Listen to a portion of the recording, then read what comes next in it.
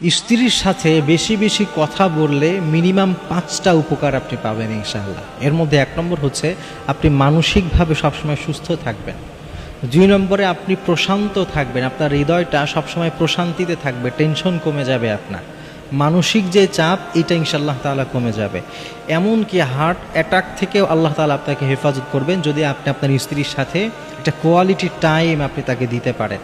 এবং পবিত্র কালামুল্লাহ মাজিদের মধ্যে আল্লাহ তাআলা বলেছেন, অমিন আয়াতিহি আন খলাকা লাকুম মিন আনফুসিকুম আজওয়াজা লিতাসকুনু ইলাইহা ওয়া জাআলা বাইনাকুম মাওয়াদ্দাতা ওয়া রাহমা। সুবহানাল্লাহি বিহামদিহি।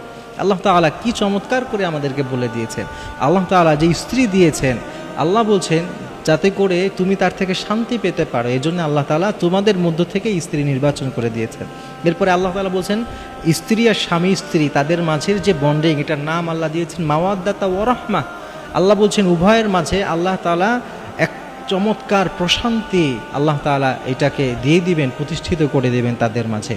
এই প্রশান্তিটা তো আমরা আপনার স্ত্রী থেকে আপনি পেতে পারেন।